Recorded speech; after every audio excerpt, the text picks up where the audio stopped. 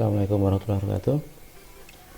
Pada kesempatan pertemuan yang kedua ini kami akan menjelaskan berkaitan dengan metode yang kedua dalam metode pencarian akar persamaan. Pada pertemuan pertama kemarin sudah kita pelajari berkaitan dengan metode bisection, dan itu harus kalian hafalkan ide-ide dasar. Seperti kemarin yang sudah kita pelajari, ada 3 ide dasar, di mana 3 ide dasar itulah yang digunakan sebagai cara untuk mengetahui apakah nilai batas bawah dan batas atas yang kita masukkan itu di dalamnya tercover adanya akar. Yaitu jika kita memiliki batas bawah A, batas atasnya B, kemudian nilai A itu kita masukkan ke persamaan menjadi FA, dan nilai B kita masukkan dalam persamaan menjadi FB, maka kita akan mendapatkan 3 hal. Yang pertama, jika FA kali FB kurang dari 0, maka ada akar di dalam batas yang kita masukkan. Ini ide dasar untuk bisection, bukan ide dasar untuk metode terbuka loh. Untuk bisection. Sedangkan jika FA kalikan FB lebih dari 0, maka tidak ada akar. Kita harus menggeser batas bawah dan batas atas. Sedangkan ternyata jika FA kali FB sama dengan 0, maka salah satunya, apakah A ataukah nilainya B, itu adalah merupakan akar. Itulah ide dasar dari metode bisection. Sedangkan hampir sama juga ide dasar untuk metode terbuka, itu FA kali FB kurang dari 0 berarti ada akar sejumlah ganjil. Jika FA kali FB lebih dari 0, maka ada akar jumlah genap atau tidak ada akar. Jika FA kali FB, maka salah satu merupakan akar. Itu yang kemarin sudah kita pelajari, dan kita sudah mendapatkan algoritmanya, dan juga sudah kita mendapatkan programnya, sudah Anda bikin kemarin ya, dimana hanya ada satu persamaan unik di situ. Jika ternyata batas atas dan batas bawah yang sudah kita masukkan dalam persamaan mengcover akar, maka langkah berikutnya adalah kita mencari nilainya, nilai akar yang kita cari, yaitu nilai X. X itu adalah A plus B dibagi 2. Nah, itu akan membagi 2. Setelah itu dalam program kita akan running, ada proses perulangan. Proses perulangan itu sebanyak galat yang kita tentukan. Kemarin sudah di akhir perkuliahan kita jelaskan apa itu galat, di mana galat itu adalah nilai relatif, kesalahan relatif yang kita berikan pada suatu iterasi. Jadi kalau tidak kita beri batasan galat, maka iterasi itu tidak akan berhenti, karena dia akan pasti mencari ke nilai yang mendekati 0 sampai berapa puluh, bahkan berapa ratus angka di belakang koma. Maka kita batasi, misalnya galatnya adalah 0,01, maka apa yang terjadi? Akan berhenti iterasi itu jika nilainya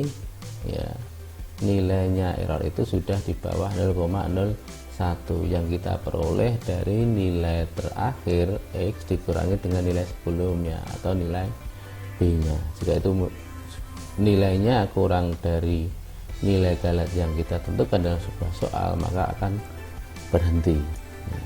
Itu pengantar awal, sedikit mengulang apa yang sudah kita pelajari minggu yang kemarin. Nah, untuk pertemuan yang kedua ini kita akan membahas satu metode lagi yang berkaitan dengan pencarian akar menggunakan metode tertutup ya. Kemarin sudah kita pelajari metode bisection method. Sekarang kita akan pelajari false position method. Sebenarnya apa false position method itu? Ya hampir sama seperti yang Anda pelajari pada saat pertemuan kemarin, bisection method, yaitu sama-sama metode tertutup, yaitu dia memiliki batas bawah dan batas atas. Jadi metode tertutup itu itu memiliki beberapa kelemahan. Kelemahan itu apa? Kita harus benar-benar mencari batas bawah dan batas atas di mana dia mengcover akar yang ada di dalamnya. Nah, jika sudah tercover, maka keuntungannya apa? Pasti terjadi namanya konvergensi. Konvergensi itu kalau terjadi iterasi, maka akan menuju ke akar yang kita tuju. Itu metode tertutup. Nah, di false position method itu melihat dari kelemahan yang ada pada metode bisection, yaitu kecepatan dalam mencapai konvergensi. Jadi walaupun kita membatasi batas bawah dan batas atas itu ada akar di dalamnya, maka dengan metode dia akan tetap mencacah, ya, mencacah bagi dua terus. Walaupun sebenarnya akar itu berada mendekati nilai yang kita tuju, tapi dia tetap bagi dua terus. Maka ada kelemahan di sini, tidak cepat konvergensinya, ya.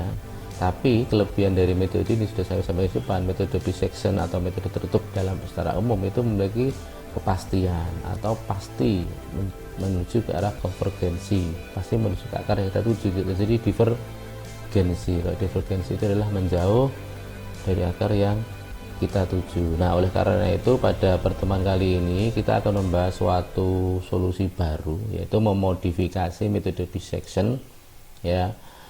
Harapannya apa? Dia memiliki nilai konvergensi tetap, jadi masih memiliki kepastian atau jaminan menuju akar yang kita tuju. Tapi apa? Dia juga memiliki yang namanya ini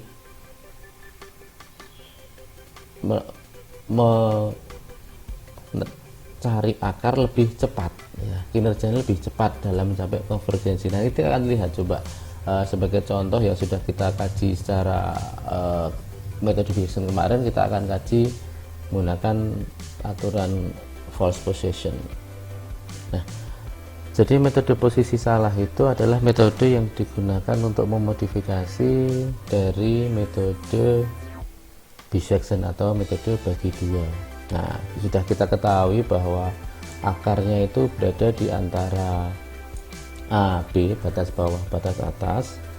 Kemudian kita dapat mentaksir fungsi. Kita sekarang menggunakan persamaan, ya. Ada FA, ada FB. Kalau yang metode bisection kemarin kita hanya menggunakan nilai batas bawah dan batas atas dalam mencari akar, sedangkan untuk metode false position kita sudah menggunakan menambahkan fungsi di situ. Jadi kita sudah melakukan interpolasi titik di A, FA dan di B, FB. Sekarang kita gunakan 4 titik untuk menentukan akar berikutnya. Jadi A, YA maksudnya. Jadi A, FA, B, FB. Nah, sebagai contoh di sini kita memiliki segitiga ABC, ini segitiga kecil, ya. Segitiga kita A, B, C nya di sini. C ini adalah akar yang kita cari nanti, misalkan, ya. Kita punya ini P, C, B, segitiga kecil, ya. Kemudian kita memiliki segitiga yang besar P, Q, R di sini, ya. Dimana P, Q, R itu adalah B, FB, Q-nya A, FA, R-nya adalah apa? Dari A-nya adalah apa? Ini. Dari sini kita bisa tahu bahwa kita bisa menggunakan perpotongan garis lurus dengan sumbu X di situ, ya. Kita lihat. Nah,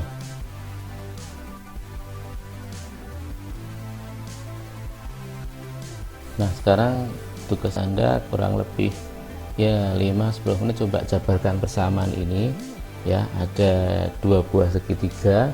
Nah, di mana Anda akan mendapatkan persamaan F, ya. Persamaannya C sama dengan apa? C itu adalah akar baru, ya. Mudah sekali, ini sangat matematis sekali, ya. Matematis sekali, di mana misalkan, ya, segitiga yang kecil, ya, PC dibagi PQ sama dengan PB dibagi PR dan lain sebagainya. Nah, Anda silahkan jabarkan dulu 5-10 menit. Nah, harapannya setelah Anda jabarkan nanti Anda akan mendapatkan persamaan seperti ini, ya. Persamaan seperti ini. Jadi X di sini, X itu sebenarnya adalah ini C atau nilai barunya ya. Nilai barunya adalah X sama dengan B min FB dikali B min A dibagi FB min FA. Inilah persamaan yang digunakan menggantikan langkah 2 pada metode bisection. Ingat lagi. Metode bisection kemarin langkah pertama kita tentukan batas bawah, batas atas, kemudian kita mendapatkan FA kali FB. Jika kurang dari 0, maka ada akar di situ, lanjut ke langkah 2. Langkah 2-nya apa? X sama dengan B min A dibagi 2. Itu metode bisection. Dan di metode false position, X sama dengan B min A dibagi 2 itu kita ganti menjadi persamaannya ini. Nah, jadi persamaannya ini ya, ini menggantikan persamaan yang kemarin yang kita lakukan di bisection, itu X sama dengan apa kemarin? B min A dibagi 2. Nah, ini itu diganti dengan persamaan yang ini.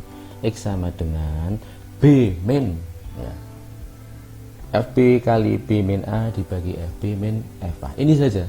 Secara algoritma sama persis, secara program sama persis seperti pada saat Anda gunakan metode bisection. Hanya bedanya adalah di persamaan yang kita gunakan untuk menyelesaikan atau mencari akar berikutnya. Sekarang coba kita akan melihat ya. Kita melihat persamaan yang sama. Ya, persamaan yang sama di bisection kemarin ya. X kuadrat min 3 dengan interval batas bawah adalah 1, interval batas atasnya adalah 2 ya. Kemudian untuk galatnya ya 0,01. Kita lihat di sini ya. Sekarang Anda coba sambil coret-coret ya, sambil coret-coret. Kita lihat di sini A-nya adalah batas bawahnya 1, batas atasnya 2. Kemudian masing-masing ini kita masukkan ke persamaan seperti di bisection kemarin. Kita masukkan persamaan, ketemu nilai FA kali FB. FA kali FB min kali plus sama dengan minus, berarti ada akar di antara 1 dan 2. Kemudian kalau ada akar maka kita cari nilainya C atau X, bukan menggunakan metode bisection tapi metode false position tadi. Ini persamaannya ya, kita masukkan di sini untuk mencari akar baru sehingga ketemu nilainya C ini adalah 1,667. Kalau bisection kemarin adalah 1, nilainya berapa? 1,5. Sekarang 1,667. Itu ketemu nilainya, masukkan ke FC ya. FB kali FC FA kali FC adalah minus kali minus, positif berarti di sebelah kanan, maka 1,67, A nya, B nya 2,0. terus sampai kapan?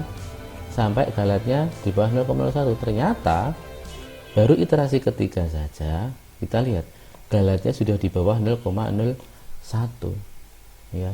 Jadi metode false position itu dengan persoalan yang sama kita gunakan untuk menyelesaikan metode bisection. Metode bisection kemarin kita mencari akar itu sampai di berapa? Iterasi ke ini 1, 2, 3, 4, 5, 6, 7.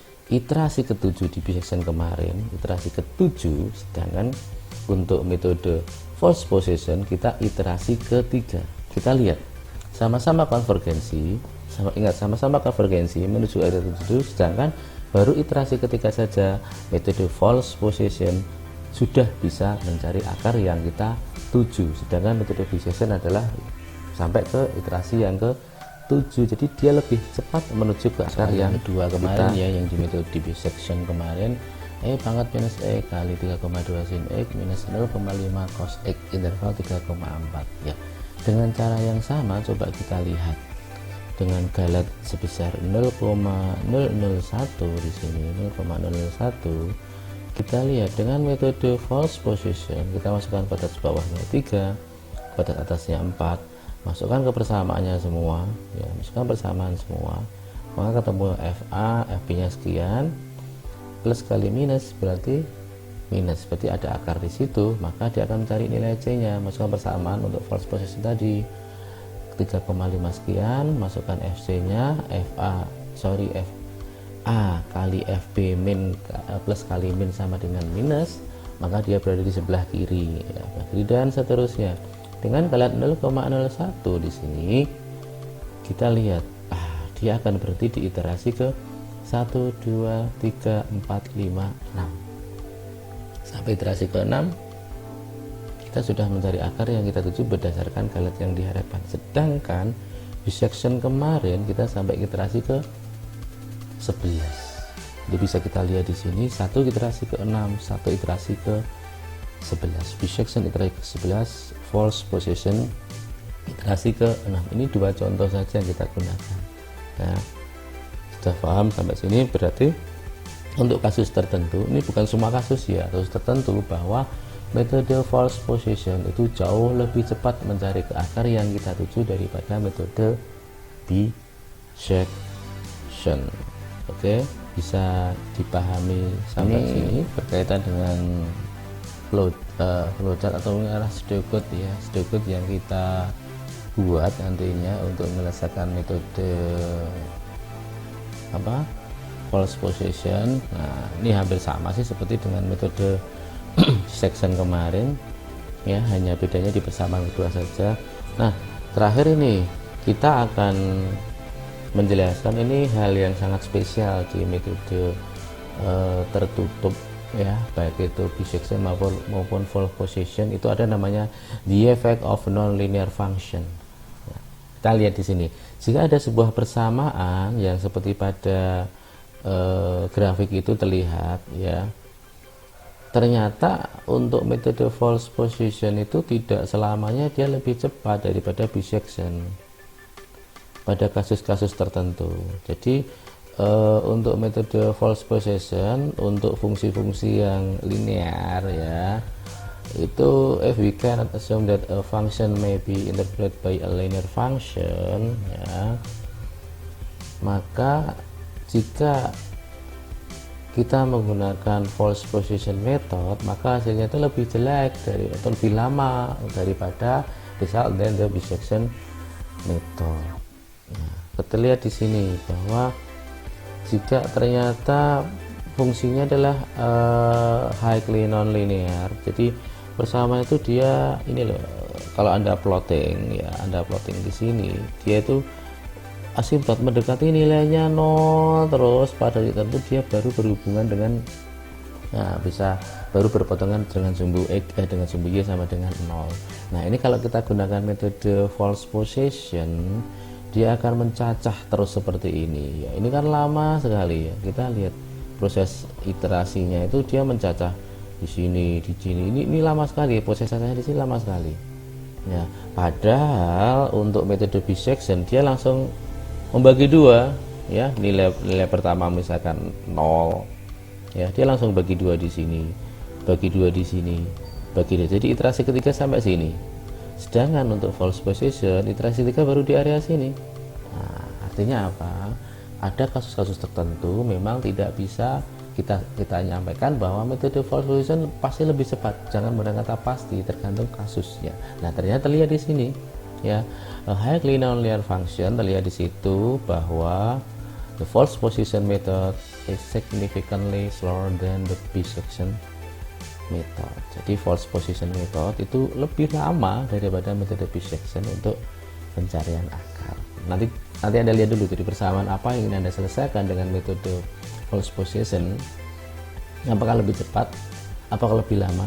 Nah, nanti lihat hasilnya. Jadi Anda iterasikan dulu, Anda lihat hasilnya, dan pasti kalau ada udah FA kali FB kurang dari pasti ada akar di situ. Mungkin kuliah kita sampai sini ya untuk membahas dengan metode false position. Nanti silakan Anda mengerjakan tugas yang ada di Spada. Terima kasih perhatiannya. Selamat mengerjakan, selamat belajar, dan tetap jaga kesehatan. Assalamualaikum warahmatullahi wabarakatuh.